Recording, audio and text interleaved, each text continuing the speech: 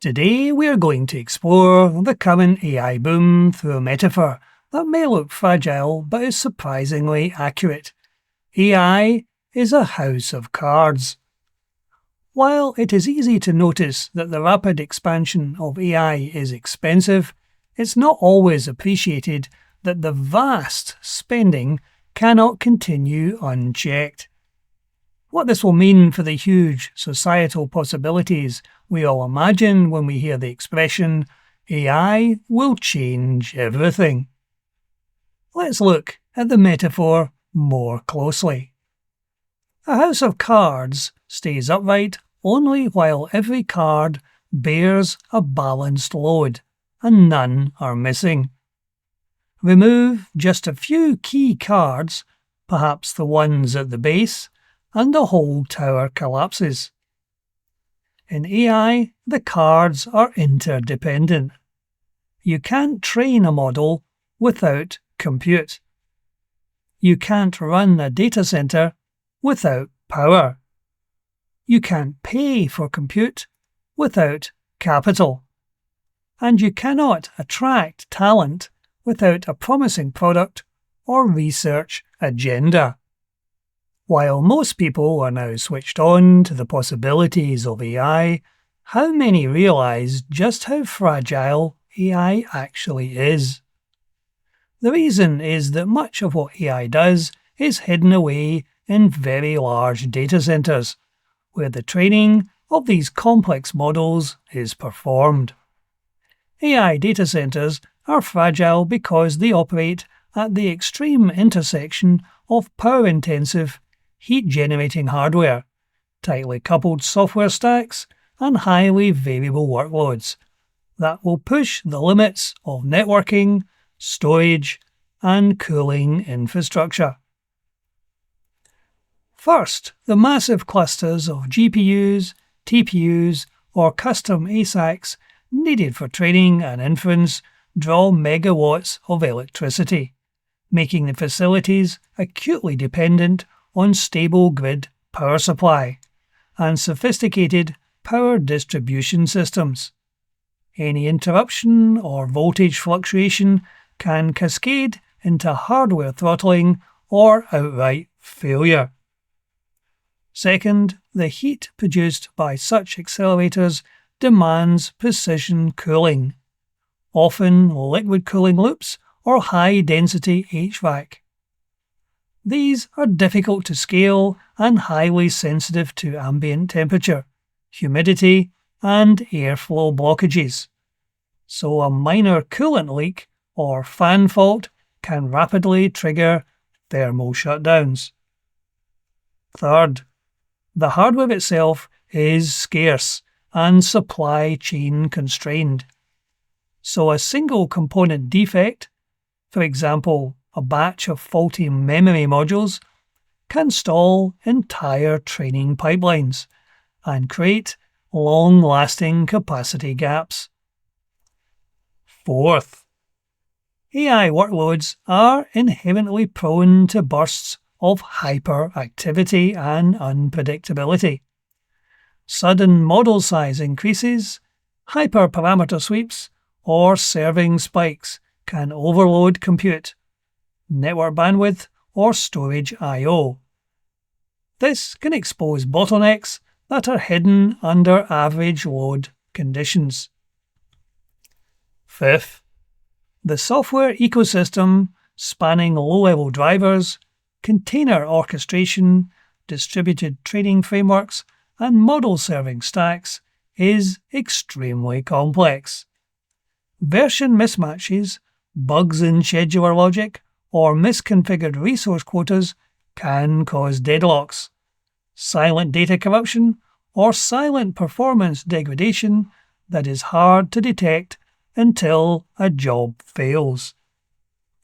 Sixth, network dependencies, both intra-rack fabric and external internet links. These are a single point of failure for distributed training and real-time inference. Packet loss, latency spikes, or routing misconfigurations can stall synchronization barriers leading to wasted GPU cycles and costly job restarts. Finally, many AI data centers are geographically concentrated, often in regions with cheap electricity, making them vulnerable to natural disasters, geopolitical events, or grid-level outages that can simultaneously disrupt power, cooling, and network connectivity.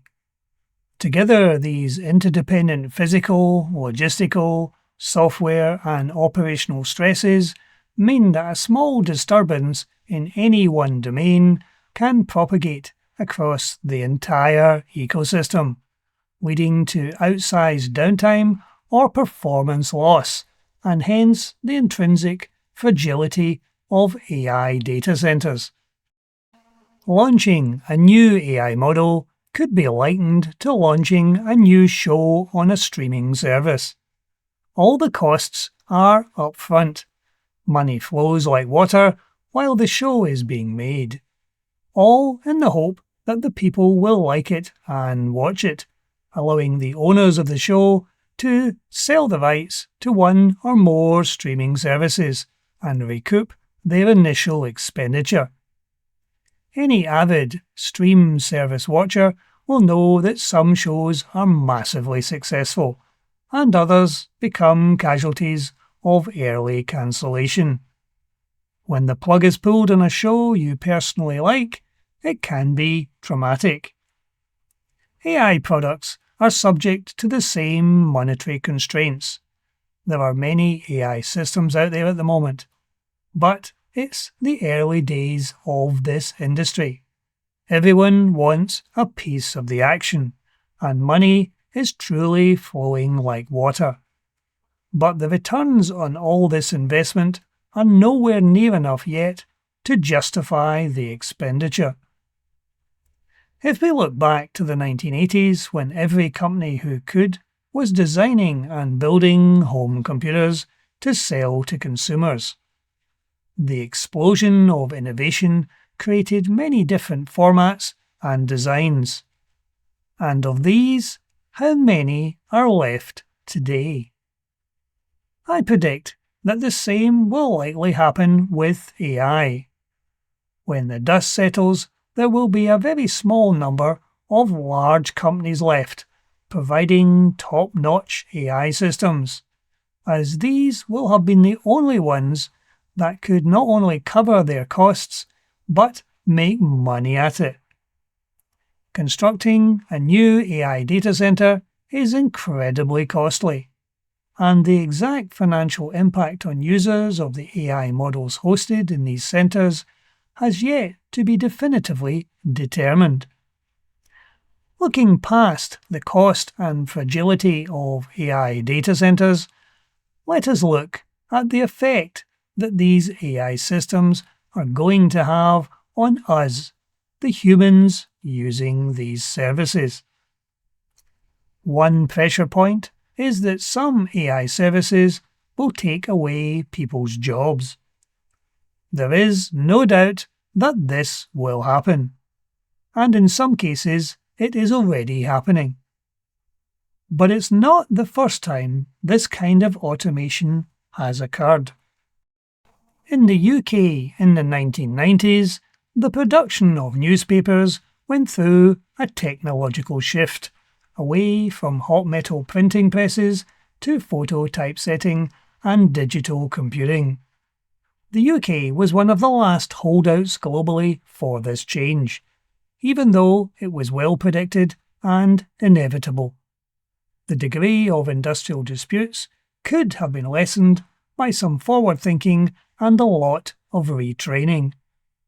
Even here, this was not the first time for this tectonic shift in human skills employment. If you are an avid watcher of films from the 1950s and 60s, you will remember that every large company had typing pools. These were mostly staffed by women and were integral to the smooth operation of companies. In the early 1980s, companies started replacing manual typewriters with early word processors and personal computers. another large number of humans lost their jobs to the march of technology. A second pressure point for AI is that it has been accused of taking away the need for people to reason and think for themselves, as you merely need to ask an AI system instead. So why dedicate time and effort working things out for yourself when AI can do the heavy lifting? Cognitive psychologists refer to this phenomenon as digital amnesia, or the Google effect. We tend not to commit facts, phone numbers, or directions to memory anymore, since we rely on devices to keep that information for us. Essentially, our brains delegate basic memory tasks to the cloud. I tend to look for current answers by looking back in time, for periods where something similar happened, to see how society reacted. The invention of the printing press that heralded the age of mass-market books around the late 15th and early 16th centuries. This drastically increased literacy and supported the rapid spread of ideas during the Renaissance and the scientific revolution. However, this shift in who could get access to both creating and reading books, while initially accepted by religions and state, it soon became apparent that these authorities realised it threatened their monopoly on information. This led to lists of many thousands of banned books being created. But despite this turmoil, society didn't collapse.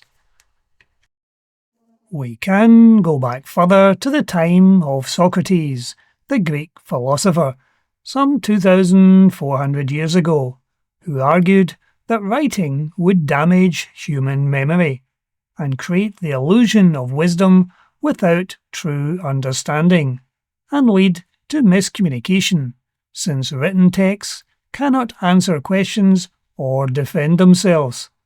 He was a supporter of the oral tradition, where information and knowledge is passed by word of mouth through speech, song, poetry, chants, and storytelling, rather than written text. However, we only know he said these things because one of his students, Plato, did write things down. But again, following a great deal of writing things down, we, as a species, have done very well out of it.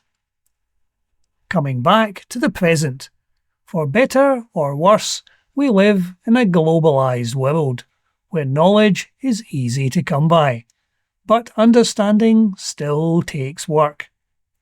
There have been studies that report that our memory and understanding benefits more from writing text by hand than it does from typing it on a keyboard.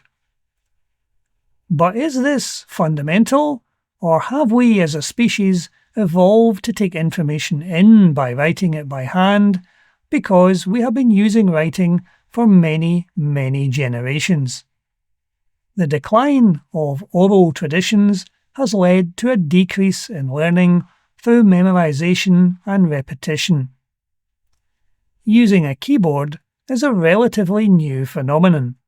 Perhaps in future generations, the use of a keyboard will be seen as a better mechanism for remembering information. Something happening on the far side of the world can have a dramatic effect on how you live. The fragility of AI data centres is something we will need to learn to live and cope with. But remember that AI is still very much in its infancy. Who knows what it will be like as a teenager? But that's it for today. Thank you for watching. Thank you for watching today's video.